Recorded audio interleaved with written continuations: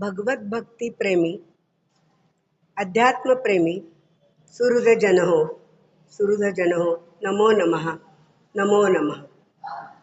आज आपला विषय अगदी वेगळा आहे.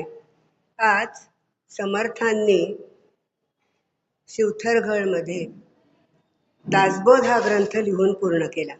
त्यामुळे त्या दासबोधातील त्रिगुण लक्षणं आपण घेणार आहोत.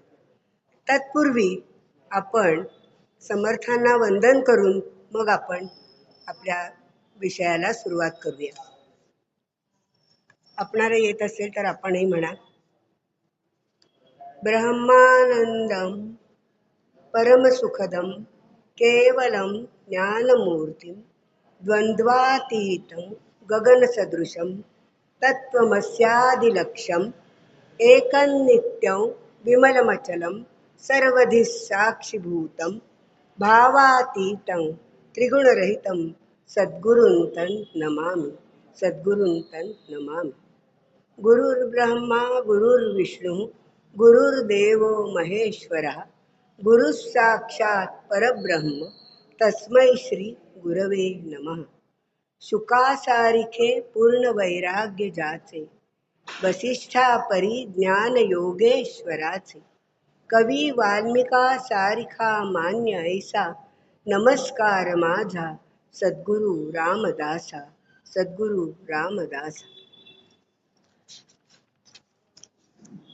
मला वाटते अंतरीत्वा वसावे तुझ्या दासबोधासी त्वा बोध व्हावे. अपत्यापरी पाववी प्रेमग्रासा महाराज या सद्गुरु रामदासा. आपल्याला सगळ्यांना माहिती आहे, आवाज येतोय ना? आपल्याला सगळ्यांना माहिती आहे की संपूर्ण भारतात उपनिषद आणि भगवद्गीता या दोन संस्कृत ग्रंथांनी अध्यात्माची जोपासना केली. पण महाराष्ट्रामध्ये श्री ज्ञानेश्वरांची ज्ञानेश्वरी आणि श्री समर्थांचा दासबोध यांनी शुद्ध अध्यात्म जिवंत ठेवलं. समर्थांमध्ये समर्थ रामदास स्वामींच्या मध्ये कुठले कुठले गुण होते ते सांगण्याचा किंवा हे करण्याचा अधिकार मला नाहीये. माझ्या कुवतीनुसार, माझ्या अल्पमतीनुसार मी त्यांच्या विषयी विचार आपल्या पुढे व्यक्त करणार आहे. ब्रह्मज्ञान, भक्ती, गुरुपद, वाङ्मय आणि विशाल लोकसंग्रह यांनी समृद्ध असं संत रामदासांचं व्यक्तिमत्व होतं. यात गुणांनी ते युक्त होते. अगदी लहानपणीच 8 वर्षाचे असतानाच त्यांचे वडील वारले. त्यामुळे ते अंतर्मुख झाले आणि अंतर्मुख होऊन त्यांना ईश्वर दर्शनाची आस लागली.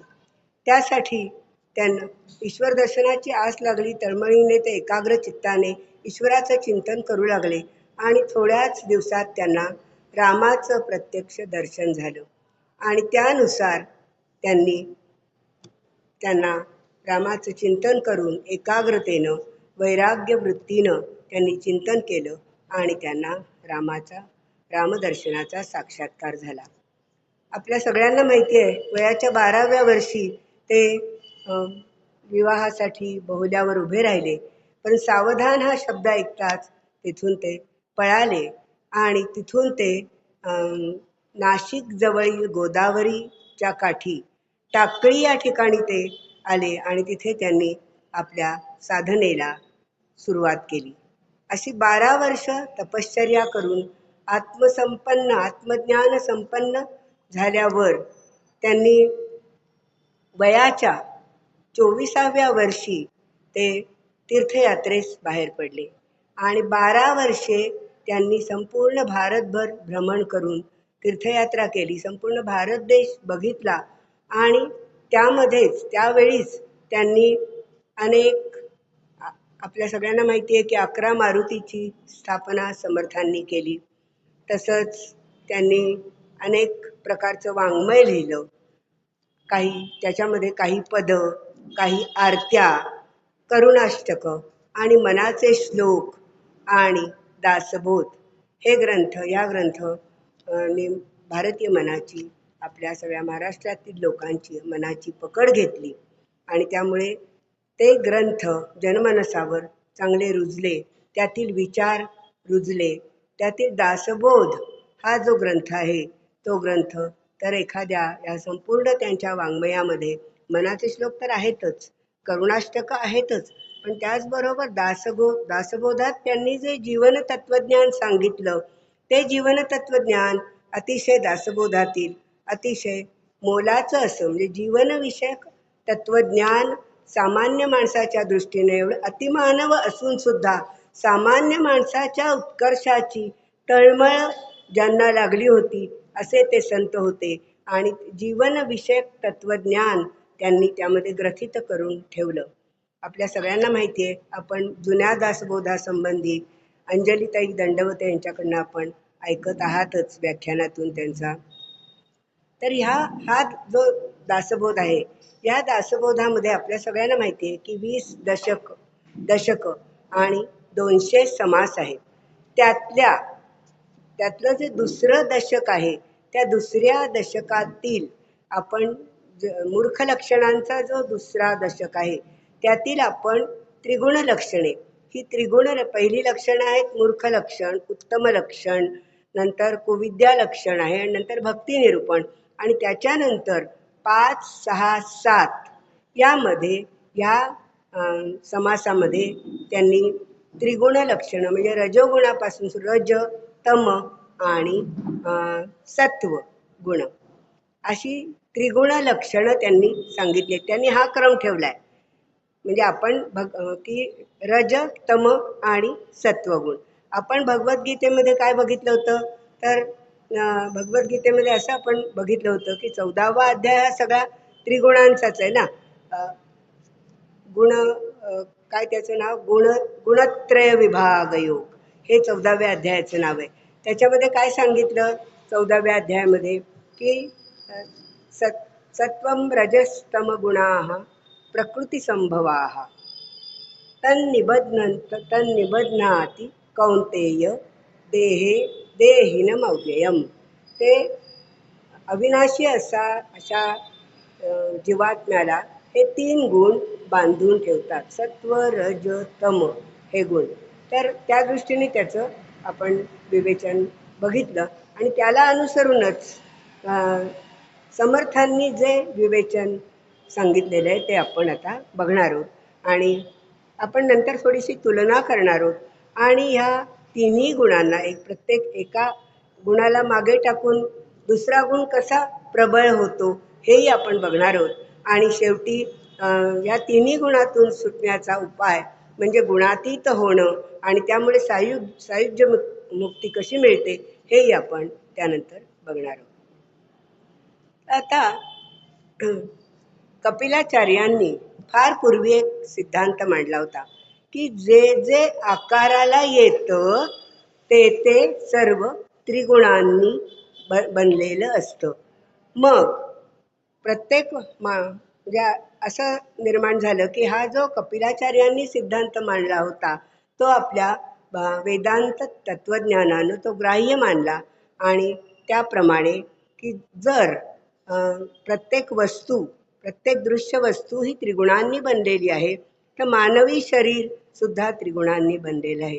आणि आपल्याला माहितीच आहे की आपलं शरीर हे 3 गुणांनी म्हणजे पंचमहाभूतांनी जसं बनलेलं आहे तसंच आपलं शरीर त्रिगुणांनी बनलेलं आहे आणि या त्रिगुणांमुळे माणसामध्ये वैविध्य निर्माण होतं. त्याच्या मनाची, विचारांची, आचाराची जडणघडण आणि एकंदरच संपूर्ण त्याचं व्यक्तिमत्व या 3 गुणांच्यावर अवलंबून असतं. या 3 गुणांनी त्याचं व्यक्तिमत्व घडत जातं. आता पहिल्यांदा आपण जो समर्थांनी क्रम ठेवला आहे त्याप्रमाणे आपण बघणार आहोत. रजोगुण हा कसा आहे, तर रजोगुण हा गीतेत आपण बघितलं की रजो रागात्मकं विद्धि तृष्णासंग समुद्भवम तन्निबध्नाति कौंतेय कर्मसंगेन देहिनम. हा तृष्णा म्हणजे कामना, तृष्णासंग कामना म्हणजे इच्छा आणि आसक्ती यांच्यापासून उत्पन्न झालेला रजोगुण हा रजोगुण हा कसा आहे तर रजोगुण हा माणसाला कर्माच्या आसक्तीनं बांधून ठेवतं. कर्म आणि त्याचं फळ, कर्माचं फळ यांनी बांधून ठेवतं. म्हणजे माणूस आपण सुद्धा या रजोगुणातच वावरत असतो किंवा हा रजोगुण आहे म्हणूनच हे जग चाललेलं आहे किंबहुना असं म्हटलं तरी फारसं वावगं होणार नाही. कारण रजोगुण हा माणसाला कर्माकडे प्रवृत्त करतो. रजोगुणी माणसं कशी असतात तर त्यांच्यामध्ये असं वासना असते, धडपड असते, खटपट असते आणि सतत काहीतरी करावं असं वाटणं, सतत काहीतरी करावं असं वाटणं म्हणजे तो माणूस रजोगुणी आहे. आणि हे तितकंच खरं आहे की जीवन जगत असताना, आपलं ध्येय साध्य करत असताना आपल्याला कर्म करणं हे अतिशय महत्त्वाचं आहेच. म्हणजे कर्म करणं आणि त्या कर्मामुळे म्हणजे एखादं कर्म आपल्याला करायचं आहे किंवा एखादी गोष्ट प्राप्त करून घ्यायची आहे, एखादं ध्येय प्राप्त करून घ्यायचं आहे तर त्याच्यासाठी रजोगुणाचीच आवश्यकता आहे. रजोगुण नसेल तर ती व्यक्ती त्या दृष्टीनं काम करू शकणार नाही आणि जीवनात यशस्वी होऊ शकणार नाही. हा रजोगुण कसा आहे तर हा रजोगुण म्हणजे ही रजोगुणी व्यक्ती अशी असते की तिची परमेश्वराबद्दलची भक्ती सुद्धा सकाम असते. म्हणजे काहीतरी इच्छा ठेवून ती परमेश्वराची भक्ती करत असते. आणि रजोगुणी व्यक्तीला असं सतत वाटत असतं की आपण इतरांपेक्षा कसे वेगळे आहोत हे दाखवण्याचा ती प्रयत्न करत असते. आणि पैसा आणि प्रसिद्धी मिळवण्याच्या दृष्टीनंच तिचा प्रयत्न असतो. म्हणजे ती फक्त कसं बघत असते तर म्हणजे आपण ओळखावं की तिला असं वाटत असतं की इतर कोणी माझ्यापेक्षा वरचढ असू नये. म्हणजे आपलं स्वतःचं कुटुंब, मुलगा, मुलगी, स्वतःचे नातेवाईक एवढ्यापुरताच ती विचार करणारी असते. आणि प्रत्येक वेळेला आपण इतरांपेक्षा वेगळे कसे आहोत हे दाखवण्याचा तिचा सतत प्रयत्न असतो. याच्यामध्ये सुद्धा दोन समर्थांनी जे भेद केलेले आहेत ते एक शबल रजोगुण आणि शुद्ध रजोगुण. तर त्यातला जो शुद्ध रजोगुण आहे, शुद्ध म्हणजे काय तर शुद्ध म्हणजे निर्मळ आणि जे मिश्रित असतं ते शबल असतं. तर शबल जो रजोगुण आहे तो माणसाला शबल रजोगुण हा माणसाला प्रपंचाकडे ओढून देतो आणि शुद्ध रजोगुण हा माणसाला परमार्थाकडे प्रेरित करतो. आणि म्हणूनच या रजोगुणाचं प्राबल्य असं असल्यामुळेच माणसानं असा निश्चय केला पाहिजे की तिला दरवेळेला असं वाटत असतं त्या व्यक्तीला की माझं कुटुंब, माझं एवढ्यापुरतंच सगळं माझं मर्यादित आहे अशी तिची भावना असते. आणि आपण आता समाजात बघतो, आता परवाच आपण स्पर्धा बघितली सायकलची, ग्रँड सायकल रेले. म्हणजे तिला अशी प्रत्येक सिनेमा नाटक बघावं अशी तिची इच्छा असते किंवा काही स्पर्धांना जावं, करमणुकीचे कार्यक्रम बघावेत म्हणजे आणि जीवन चांगलं आनंदानं जगावं अगदी. आणि कपडे स्वच्छ घालावेत. म्हणजे हे आपल्या सगळ्यांचंच, म्हणजे आपण सगळी माणसंच रजोगुणामध्येच जगत असतो. आणि म्हणून मगाशी मी जे सांगितलं की या रजोगुणामुळेच रजोगुण आहे म्हणूनच जीवन चाललेलं आहे. पण या रजोगुणी म्हणजे असं सगळं असताना या रजोगुणी व्यक्तीच्या अंगात जी कर्म करण्याची प्रवृत्ती असते. आता आपण उदाहरणार्थ टी व्हीवरच्या मालिका ज्या आहेत, टी व्हीवरच्या मालिकांमध्ये हा रजोगुण प्रकर्षाने आपल्याला बघायला मिळतो. आणि पण तो जर शबल असेल तर शबल जर तो असेल तर तो आपल्याला प्रपंचाकडे खेचतो. आणि जर तो आणि म्हणून टी व्हीवरच्या मालिका बघताना काही गोष्टी आपल्या अशा लक्षात येतात की हे बघण्यात काही अर्थ नाही आहे. किंवा काही वेळेला असं होतं की इतकी ती प्रवृत्ती वाढत जाते की ती तमोगुणात पण रूपांतर होते. पण म्हणून ते बघायचंच नाही का, असं असं आपण म्हणू शकत नाही. तर काही प्रमाणात बघणं आणि त्या दृष्टीनं आपण विचार करणं, आपली मार्गक्रमणा करणं हे आवश्यक आहे. कारण रजोगुण आहे म्हणूनच जीवन चाललेलं आहे. तमोगुणात काय असतं? तर तमोगुण आपल्याला माहिती आहे, म्हणजे गीतेच्या 14व्या अध्यायात जे म्हटलेलं आहे की सत्वात संजायते ज्ञानम, सत्वात संजायते ज्ञानम, तमसो अज्ञानमेवच.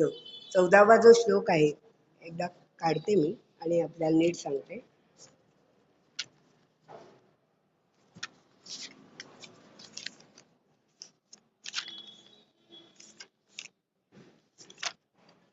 सत्वात संजायते ज्ञानम, रजसो लोभ एवच, प्रमादमोह तमसो भवतो अज्ञानमेवच. तमोगुणामुळे फक्त, तमोगुणी ही व्यक्ती कशी असते, अतिशय अघोरी कर्म करणारी.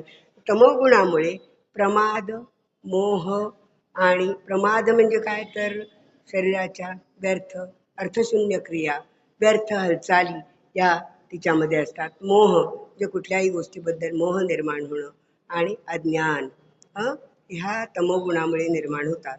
तमोगुण हा माणसाला अत्यंत खालच्या पातळीवर नेऊन सोडतो. म्हणजे तमोगुण हा कसा आहे तर अत्यंत अघोरी कृत्य, परमेश्वराची उपासना करायची असेल तरी सुद्धा एकांतिकपणा म्हणजे त्याच्यामध्ये येतो, आतताईपणा येतो. त्या व्यक्तीला असं वाटत असतं सगळे राक्षसी गुण, दंभो दर्पोभिमानश्च क्रोधो, दंभो दर्पोभिमानश्च क्रोधो पारुष्यम क्रोधमेवच, म्हणजे हे सगळे जे गुण आहेत राक्षसी संपत्तीचे, ते सगळे तमोगुणात असतात. आणि तमोगुण हा त्याला अघोरी कृत्य करण्याला प्रवृत्त करत असतो. तमोगुणामुळे काय होतं तर आतताईपणा म्हणजे काय तर समजा एखाद्याचा मृत्यू झालेला आहे, एखादी व्यक्ती गेलेली आहे, तर व्यक्ती गेलेली आहे तर आपणही मरून जावं असं वाटणं हे अघोरी कृत्य. किंवा देवाला आपला एखादा अवयव अर्पण करणं शरीरातला काढून, इतकं अघोरी कृत्य ही तमोगुणी व्यक्ती करत असते. आणि म्हणूनच रजोगुण आणि तमोगुण यांचं प्राबल्य कमी करून सत्वगुणाकडे वाटचाल करणं हे अत्यंत महत्त्वाचं आहे असं समर्थ म्हणतात. सत्वगुणामध्ये काय सांगितलंय तर सत्वगुण हा कसा आहे तर आपण गीतेमध्ये बघितलं की सगळे जे दैवी गुण सांगितलेले आहेत 16व्या अध्यायात दैवी गुण अभयपासून ते नातिमानितापर्यंत 26 गुण सांगितलेले आहेत. अभयम सत्वसंशुद्धिर ज्ञानयोग व्यवस्थिती दानंदमश्च यज्ञश्च स्वाध्यायस्तप आर्जवम अहिंसा सत्यम क्रोध त्याग शांतिरपैशनम दयाभूतेष्वलोलुप्त्वं मार्दवम ह्रीरचापलम तेजा क्षमा धृती शौच मद्रोहो नातिमानिता भवंती संपदा. हे सगळे जे गुण आहेत हे सगळे दैवी गुण आहेत. आणि सत्वगुणी व्यक्तीमध्ये हे दैवी गुण असतात सगळे. म्हणजे अभय हा आघाडीचा गुण, त्याच्यापासून नातिमानिता म्हणजे मानीपणा नसणं, म्हणजे चांगली नम्रता असणं, हे 26 गुण त्याच्यामध्ये असतात. आणि दया, क्षमा, शांती, बोलताना चांगल्या तऱ्हेनं बोलणं, कोणाचंही मन न दुखावणं, हे सगळे गुण सत्वगुणी व्यक्तीमध्ये असतात. सत्वगुणीमध्ये मनात कपट नसतं आणि अहंकार नसतो, मीपणा नसतो. त्यामुळे देवाची भक्ती करताना ही मनापासूनच देवाची भक्ती केली जाते. आणि देवाची भक्ती ही वेगवेगळ्या प्रकारे, भक्तीसाठी या सत्वगुणी माणसाचं मन हे कायम आसुसलेलं असतं.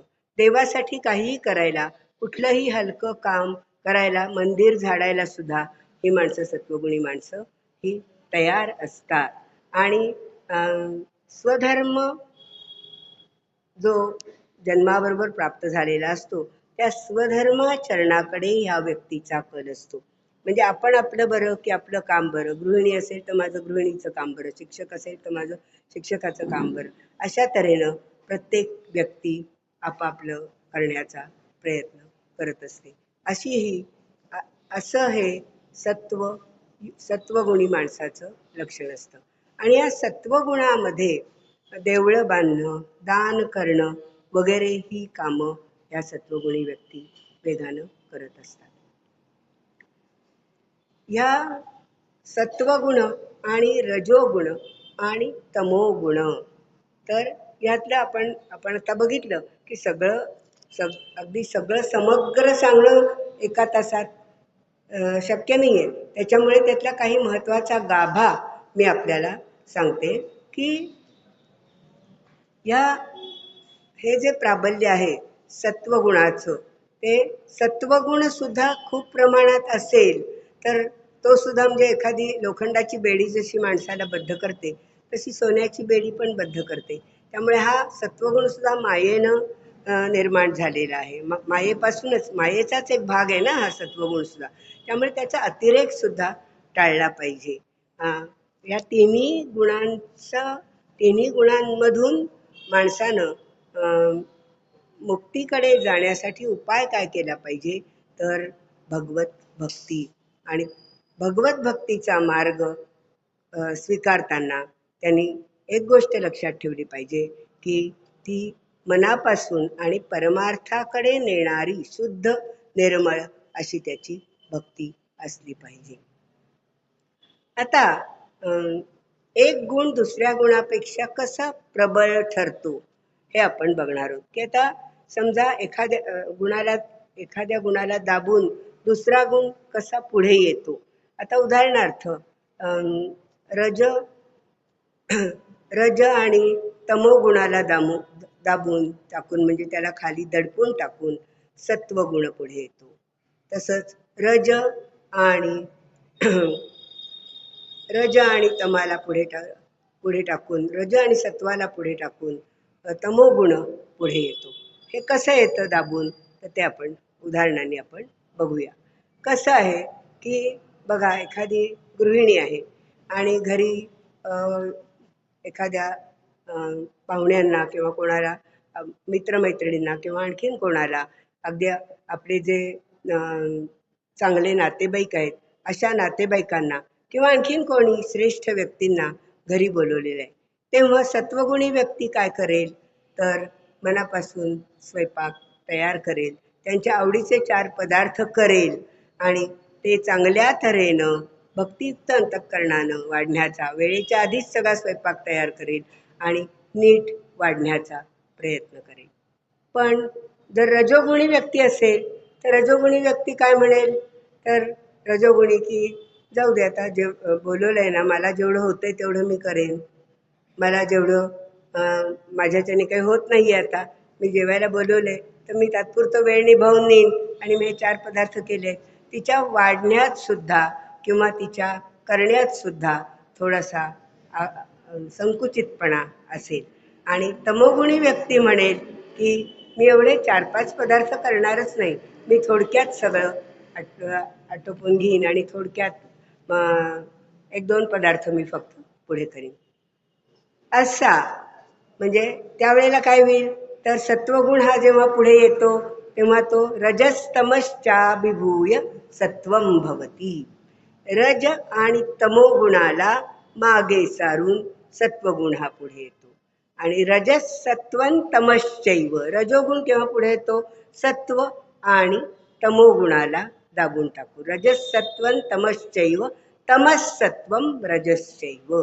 आणि तमोगुण केव्हा पुढे येतो, तर सत्व आणि रजोगुणाला मागे टाकून. म्हणजे शेवटची व्यक्ती काय करेल, तर सत्व आणि रजोगुणाला मागे टाकून ती आपलं काय तिला जे वागायचे त्याप्रमाणे ती वागेल. तसंच उदाहरण आणखीन आपल्याला एखाद्या गायकाचं घेता येईल, एखाद्या शिक्षकाचं उदाहरण घेता येईल. एखादा शिक्षक आहे आणि शिक्षकाचं कर्तव्य काय, तर एक सत्वगुणी जो असेल, सत्वगुणी जो असेल तो काय करेल तर विविध विषयांवरची पुस्तकं वाचेल. आपल्या विद्यार्थ्यांना चांगलं ज्ञान मिळावं म्हणून तो प्रयत्न करेल.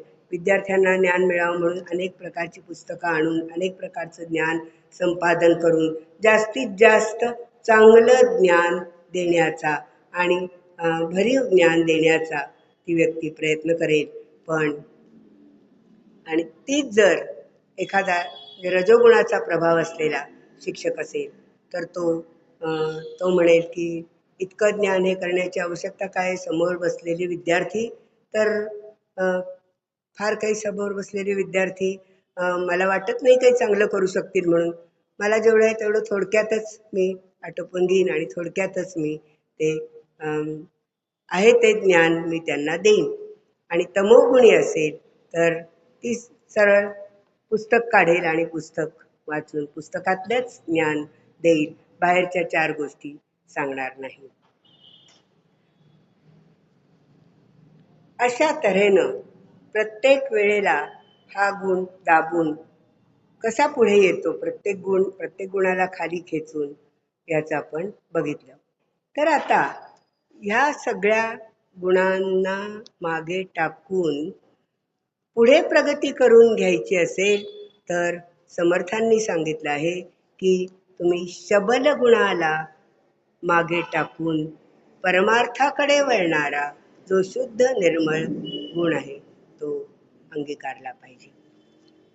आणि याच्यावरचा उपाय म्हणजे भगवत भक्ती करणं. मग त्यासाठी काय उपाय सांगितला आहे तर ह्या 3 गुणांच्या पलीकडे जाणं. तर प्रकाशम प्रवृत्तींच मोहमेव च पांडव न द्वेष्टी संप्रवृत्तानि न निवृत्तानि कांक्षती. म्हणजे प्रकाश सत्वगुणामुळे काय निर्माण होतं तर सत्वगुणामुळे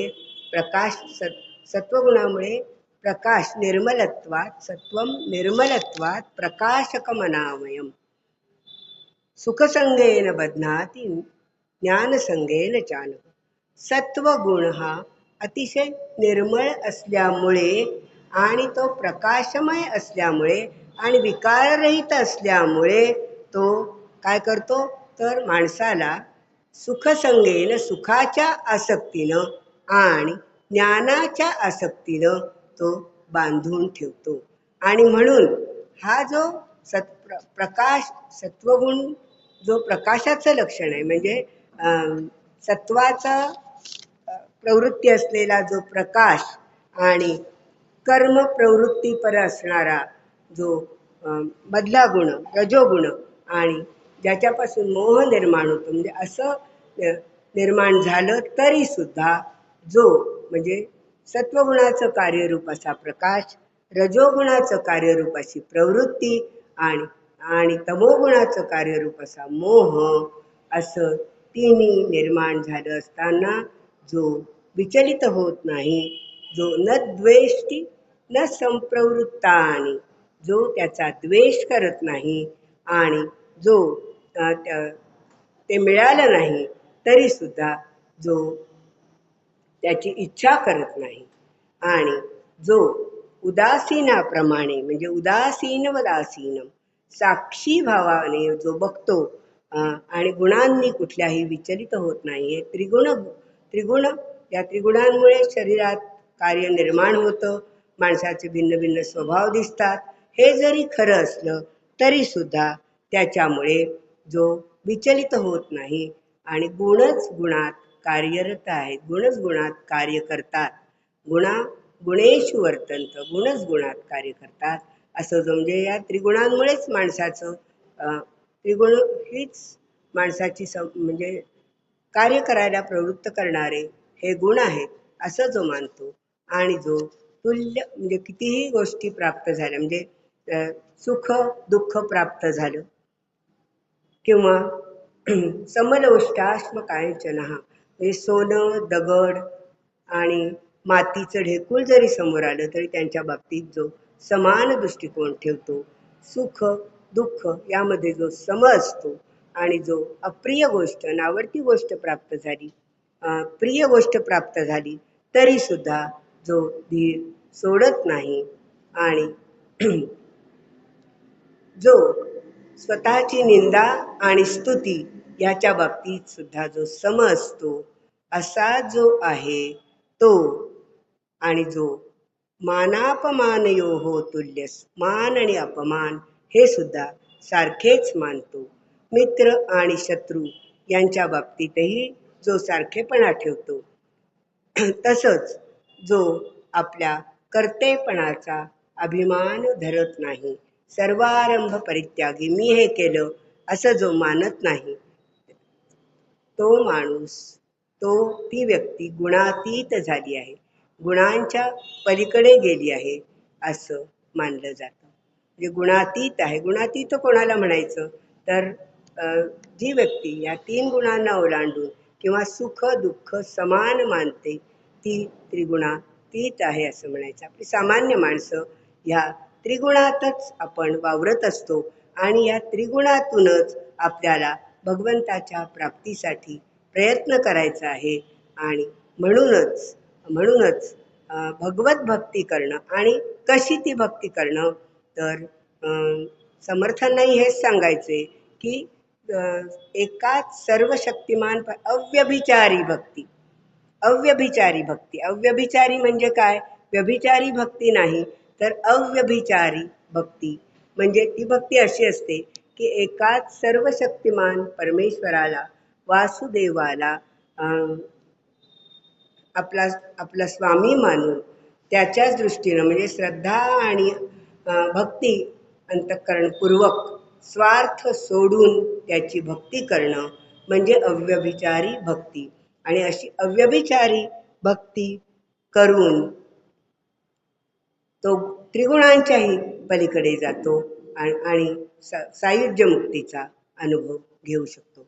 कारण हा जो परमात्मा आहे तो परमात्मा हा ब्रह्मणो हि प्रतिष्ठाहम अमृतस्य व्ययस्य च शाश्वतस्य च धर्मस्य सुखस्य एकांतिकस्य च. हा जो परमात्मा आहे तो शाश्वत सुखाचा, अविनाशी अशा परब्रह्माचा आणि एक अखंड एकरस अशा सुखाचा हा हे निधान आहे, हा आश्रयस्थान आहे. आणि म्हणूनच त्याच्या प्राप्तीसाठी सामान्य माणसाला संसारात राहूनच त्रिगुणांच्या पलीकडे जाऊन त्याची प्राप्ती करून घ्यायची आहे. समर्थांनी या सांगितलेल्या हे जे सांगितलेलं आहे की त्रिगुणांच्या विषयीचा जो विचार किंवा ही त्रिगुण लक्षणं जी सांगितली आहेत त्याच्यामध्ये विचार करताना एक गोष्ट आपल्या सर्वांना पण जाणवत असेल की सामान्य माणसाच्या विचारातून, कारण प्रत्येक सामान्य माणूस हा अशा दृष्टीनं प्रयत्न करतो की मला सर्व काही मिळावं, सर्व काही माझ्यासाठी, सर्व सोयी, सर्व गोष्टी माझ्या हात धुवून माझ्या पुढे असाव्या. किंवा आता बघा साधं रजोगुणी माणसाची प्रवृत्ती कशी असते तर ह्याला डावललं पाहिजे आपण की आता मी इतरांपेक्षा श्रेष्ठ कशी आहे हे दाखवण्यासाठी आपण काय करतो तर आपण आता असं वाटतं, आता ही गोष्ट फारच छोटी झाली की अगदी पूर्वी नवीन आपण जेव्हा तरुण वयात होतो तेव्हा असं वाटायचं आपल्याला की शेजाऱ्यांच्याकडे अमुक गोष्ट आली, फ्रीज आला, अमुक काही आलं तर ते माझ्याकडे कसं येईल, माझ्याकडे सुद्धा असलं तर बरं होईल, माझं घर कसं चांगलं दिसेल, माझं घर कसं वेगळं दिसेल. हा जो दृष्टिकोन किंवा मी तिच्यापेक्षा जास्त श्रेष्ठ कशी ठरीन, ही जी वृत्ती आहे त्या वृत्तीला डावलून टाकून, त्या वृत्तीला हे करून सामान्य माणसानं संसारात राहूनच त्याला कशी सायुज्य मुक्ती प्राप्त करून घ्यायची आहे हे सांगताना समर्थांनी गुणातीत होण्याचा विचारही सांगितला आहे की ह्या त्रिगुणांच्या पलीकडे जाऊन माणसानं आपली प्रगती करून घेतली पाहिजे. मग त्यासाठी मनाचा पक्का निर्धार आणि मनाची शक्ती ही या ठिकाणी कार्यान्वित झाली पाहिजे असं समर्थांना वाटतं. आणि हा जीवनाला उपयोगी असा जीवनाचं कल्याण करणारा, जीवनाला परमार्थाकडे नेणारा असा विचार जो समर्थांनी मांडला आहे. त्याचं जितकं आपण ह्या दासबोधात सांगितलेल्या प्रत्येक विचाराचं, आत्ता आपण फक्त त्रिगुण लक्षणांचा विचार केला, पण त्रिगुण लक्षणांच्या बरोबरच संपूर्ण दासबोधाचं जितकं मनन, चिंतन, निधिध्यासन करू तेवढं आपल्याला लक्षात येईल की समर्थांनी सांगितलेली ही लक्षणं जर आपण अगदी काळजीपूर्वक अभ्यासली, प्रत्येक त्यातल्या तत्वाचा आपण नीट विचार केला, तर आपण या संसार सागरातून तरुण जाण्यासाठी आपण नक्कीच सक्षम होऊ शकू. हे जे समर्थांचे विचार आहेत, ते समर्थांचे विचार म्हणजे आपण आपल्या रोजच्या व्यवहारात कसे आपण लागू करू शकू. प्रत्येकाने विचार करा की ह्या समर्थांनी सांगितलेल्या ह्या लक्षणांचा विचार करताना आपण कुठल्या बाबी आपण आत्मसात करू शकू. तर पहिली गोष्ट म्हणजे आपण रज आणि तमो गुण या गुणांनी आपलं जे जीवन बद्ध झालेलं आहे, आपण म्हणतो की रज आणि तमोगुणच आहेत म्हणूनच जीवन चाललेलं आहे, पण ह्या गोष्टींना जर कमी करून आपण आपली वाटचाल सत्वगुणाकडे केली तर निश्चितच आपला उत्कर्ष ठरलेला आहे.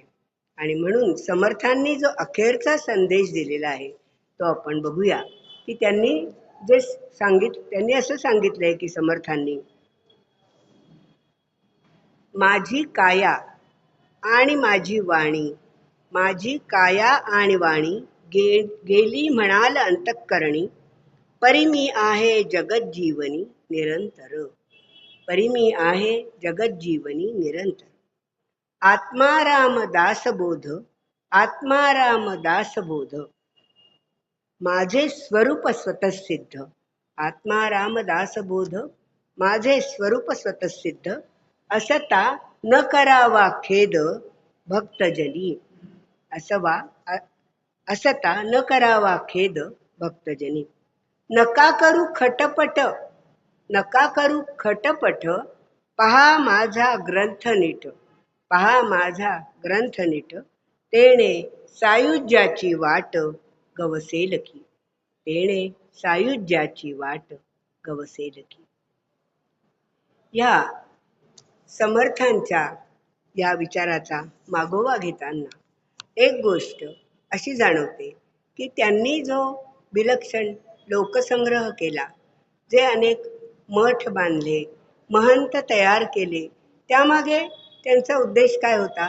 तर आपल्या सगळ्यांना माहिती आहे की त्यामागे त्यांचा उद्देश होता की अशी संघटना तयार होऊन लोकांचा संग्रह वाढवून, संग्रह म्हणजे ॲक्च्युअल गीतेत जो विचार मांडलेला आहे लोकसंग्रहाचा तोच आहे की लोकांचा उद्धार करणं, लोकांना चांगल्या कामाला लावणं. अनेक मठ स्थापून आपण 11 मारुती निर्माण केले, 11 महंत निर्माण केले, मठ स्थापले. त्या मठाचा उद्देश काय? तर त्यातून काही कार्यकर्ते तयार व्हावे आणि त्या कार्यकर्त्यांनी पुढे जाऊन समाजाला वळण लावावं, समाजात काही गोष्टी चांगल्या निर्माण कराव्यात आणि समाजातील लोकांचा उद्धार करावा. हाच दृष्टिकोन त्यामागे समर्थांचा होता. आणि म्हणूनच या त्रिगुण लक्षणांच्या बरोबरच आपल्या उद्धाराचा मार्ग म्हणून आपण असा निश्चय करूया की दासबोधातील प्रत्येक विचार, इवन आता आपण बघितलं पहिलेच मूर्ख लक्षण, म्हणजे ह्याच्या आधी मूर्ख लक्षणांचं आहे, नंतर उत्तम लक्षण सांगितले. किती विचारपूर्वक समर्थांनी सांगितलंय बघा की मूर्ख लक्षण ही आपण तुम्ही ऐकलं पण असेल की मूर्ख लक्षण ही त्याच्यापैकी प्रत्येक लक्षण, त्या मूर्ख लक्षणामधलं प्रत्येक लक्षण हे आपण आपल्यालाच लावून बघितलं तर आपल्याला कळतं की आपल्यामध्ये सुद्धा किती गोष्टी, किती दोष आहे हे आपल्याला लक्षात येतं. आणि त्यामुळे ही जी लक्षणं आहेत ती आपलीच वाटायला लागतात. आपणच त्याच्यामध्ये जणू काही आहोत असं आपल्याला वाटायला लागतं. आणि म्हणून त्या लक्षणांच्याकडून उत्तम लक्षणं प्राप्त करून घेऊन आपण भक्तियुक्त मार्गानं आपण या समर्थांच्या दासबोधाकडे आपण बघितलं पाहिजे. दासबोध, दास, रामदास त्यांचं नाव, त्यांना जी रामदास हा जो शब्द केव्हा आला तर त्यांना तारक मंत्र दिला भगवंतांनी आणि रामदास असं नाव ठेवलं. दासांनी केलेला बोध म्हणजे दासबोध. आपल्या सगळ्यांना माहिती आहे, बोध म्हणजे उपदेश.